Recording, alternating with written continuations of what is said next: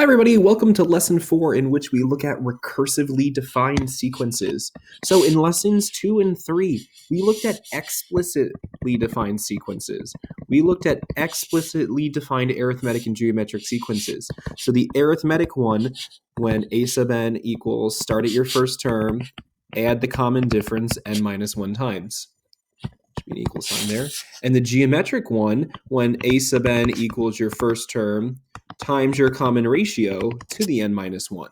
So it was telling us, how do I come up with a formula that tells me any single term in that list of numbers? If I want the 500th term in that list of numbers, I plug in n equals 500.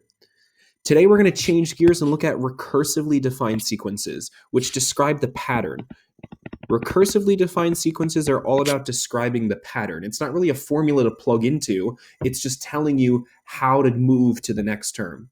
So take a second and try this opening exercise. For each of the following sequences, state if it's arithmetic or geometric, give me a common difference or ratio, and what's the first term. So pause the video, try this opening exercise, and then come and check your work. So this first one says start at 6, and what do I keep doing? I add 4 to get the next term. Right? 6 plus 4, I add minus 1 times, gets me to the nth term. So I add 4 to get the next term, which means this is an arithmetic sequence. Over here, I'm starting at 7, and what do I keep doing to that 7? I keep doubling it. I keep multiplying by 2 to get the next term.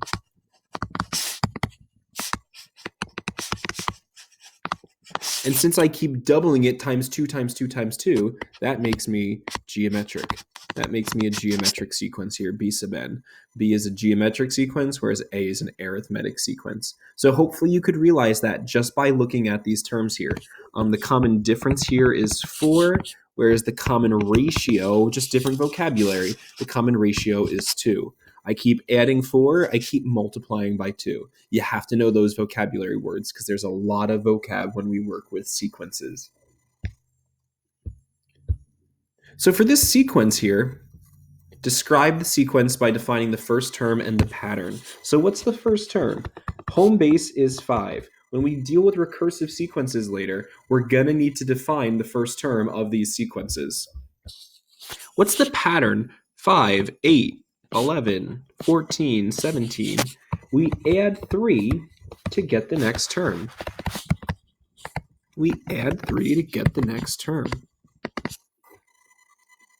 So here's how recursion works. Recursion is this important idea where it describes the relationship from the term before it to the next term. So if I know a sub 3, here's a sub 3.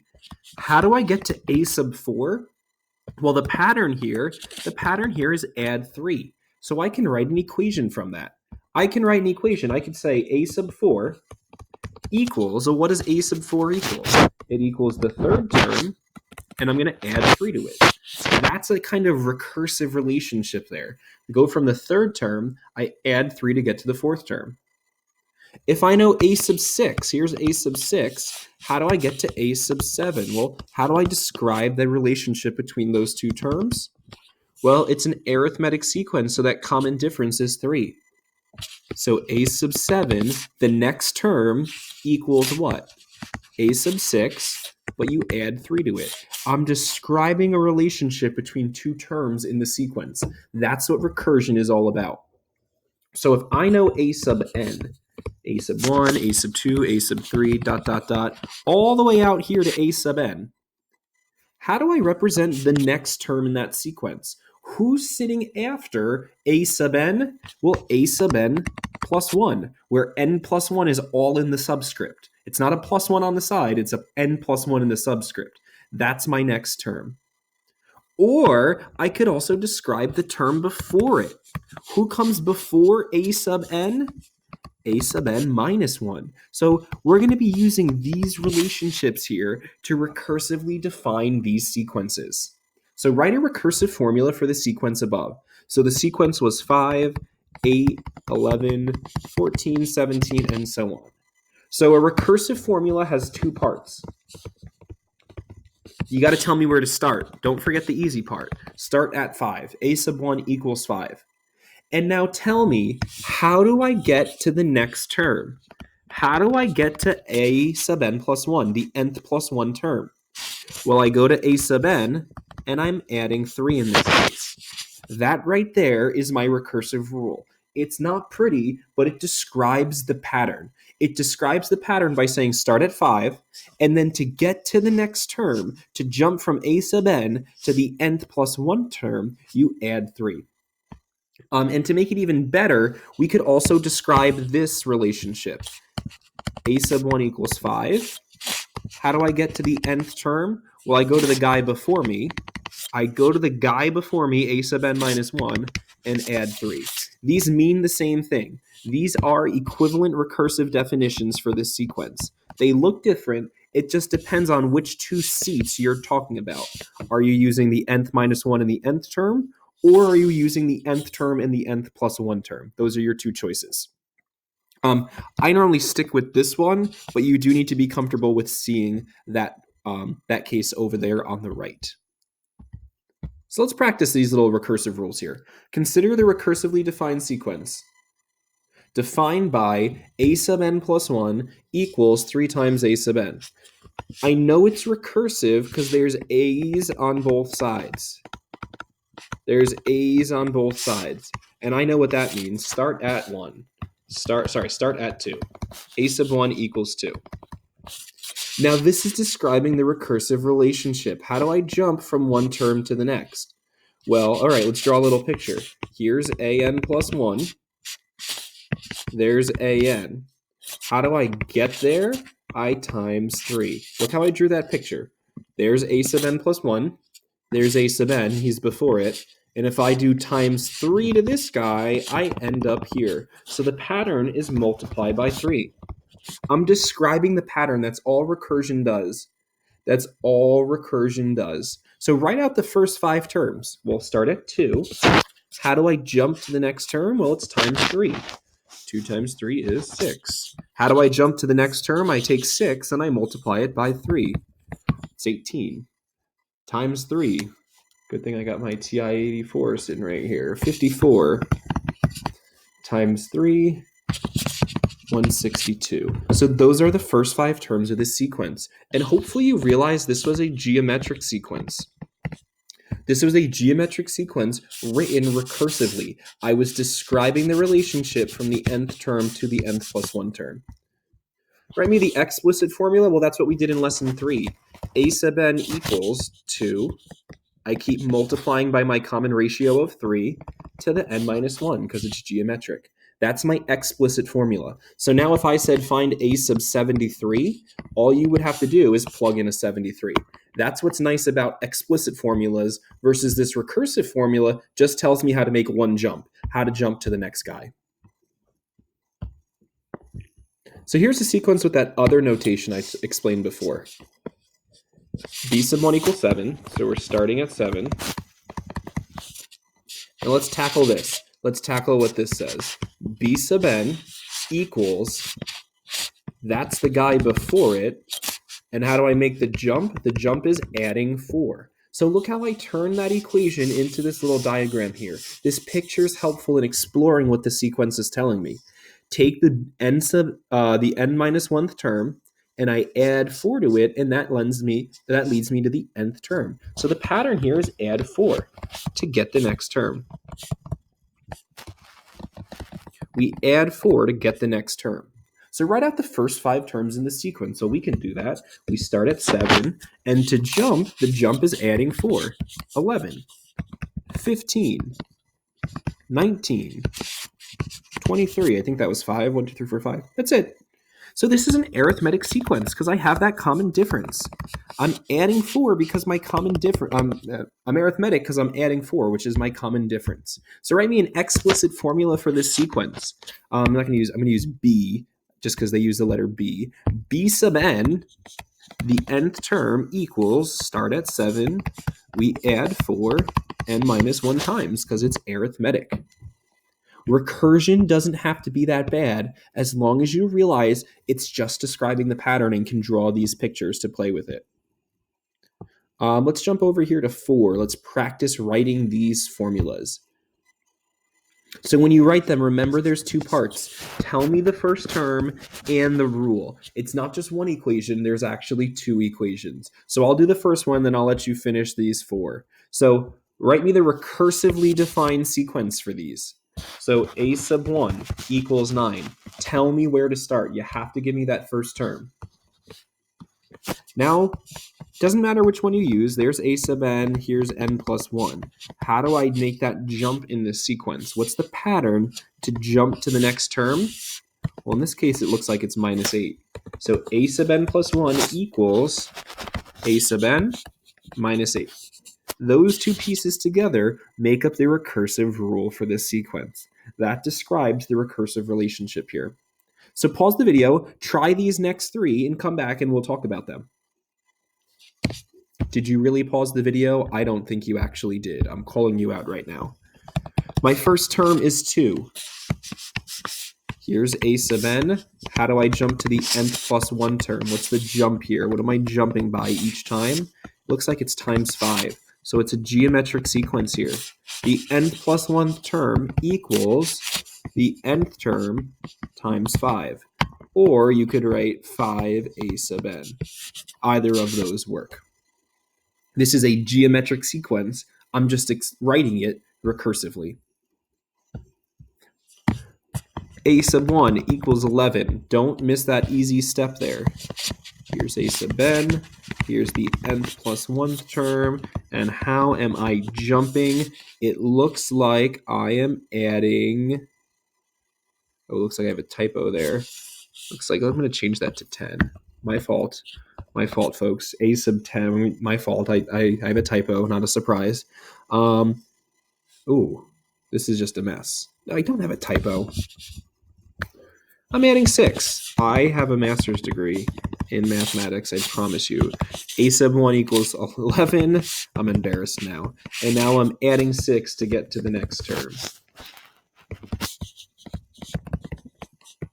That's my recursive rule. That right there is my recursively defined rule.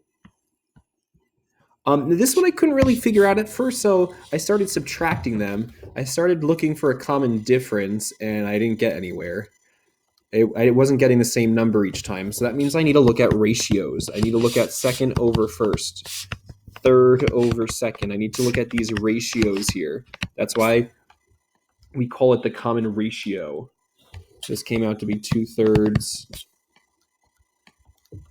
This came out to be 2/3. It looks like my common ratio is 2/3. So we have a geometric sequence here. I keep multiplying by 2/3. I keep multiplying by 2/3 to get the next term. Start at 162. To get to the nth plus 1 term, I go to the guy before him and multiply it by 2/3. That's how I make that jump. So hopefully you found recursive sequences. They're not that terrible once you realize how to get over the notation. The notation of them is scary, but recursive sequences actually aren't that bad. So the amount of medicine initially given to a person is 120 milligrams, and every hour the number of milligrams remaining is 15% less. So I'm losing 15%. So this is where we kind of jump back to last unit and start making connections between our exponential functions and our sequences here. Write a recursive rule where a sub 0 represents the initial amount. So a sub 0 equals my initial amount of 120. Here's a sub n. How do I jump to the next term? How do I jump to the next term? How do I lose 15%? Well, that's 1 minus 0.15. So my common ratio, my multiplier is 0.85. That's where we have to remember, if I'm losing 15%, my multiplier is really 85%. I keep 85% of the medicine every hour. That is the recursively defined rule that represents the medicine decaying by 15%. In ninth grade, when we looked at sequences the first time, we talked about that sequences aren't always arithmetic or geometric. Sometimes they're neither. So for this sequence here, a sub 0 equals 4, so we're starting at 4. And here's how I'm describing the next term. There's a sub n. There's a sub n minus 1. And what am I doing to jump to the next term? What am I doing to this a sub n minus 1 chunk? What am I doing to it? I'm doubling it and then adding 3. So the pattern is double, then add 3. All of that is needed to jump to the next term in the sequence. So here's a sub 0 of 4. How do I jump to the next term? Well, it's a double and add 3 pattern. So 4 times 2 is 8 plus 3 is 11. How do I jump to a sub 2? Double it and add 3. 11 times 2 is 22 plus 3 is 25. How do I get to a sub 3? Well, the pattern is double and add 3. It's the same pattern. You just need to be able to read these recursive rules and determine what the pattern is. I got 53. So a sub 3 equals 53. Notice it's not arithmetic. I'm not adding 7 each time, right? That's plus 7. That is not plus 7. It's not geometric either because there's no common ratio. If I found ratios here, these ratios are not equivalent. 11 over 4 is 2.75. That is not the same as 25 over 11. That is 2.27. So it's not geometric because there's no common ratio. And it's not arithmetic because I'm not adding the same number each time. This sequence is neither. It's just a sequence of numbers. It doesn't have a special name. And finally, find the fourth term in the recursively defined sequence below. So a sub 1 equals 2. All right, start at 2. And how do I jump to the nth term? Well, here's a sub n. Here's a sub n minus 1. What's the pattern? Multiply by 3 plus n. Well, what is n? N is the number I'm landing at. So I'm not here I kept adding 3. Here, this sequence is tough. This sequence says add n. Add the term number that you're going to. So watch this. If I want to get to a sub 2, the pattern is times 3 and add the number that I'm going to. I'm adding 2. 2 times 3 is 6, plus 2 is 8. Now let's go to a sub 3. The pattern is times 3, and then add the number I'm going to. I'm going to the third term. Notice that these guys here match up. 24 plus 3 is 27. It said find the fourth term, so you've got one more term to do. The pattern is the same, times 3, and in this case, I'm adding 4. Why am I adding 4? Because that's the term number that I'm landing at. That's what n is. 81 plus 4 would be 85. 85 is the fourth term. New York State hasn't really done this to us, but I just want to make sure we cover all aspects of these sequences so you feel comfortable working with them. That's it for this lesson. Try this short little homework assignment, guys, and I will see you in the next video.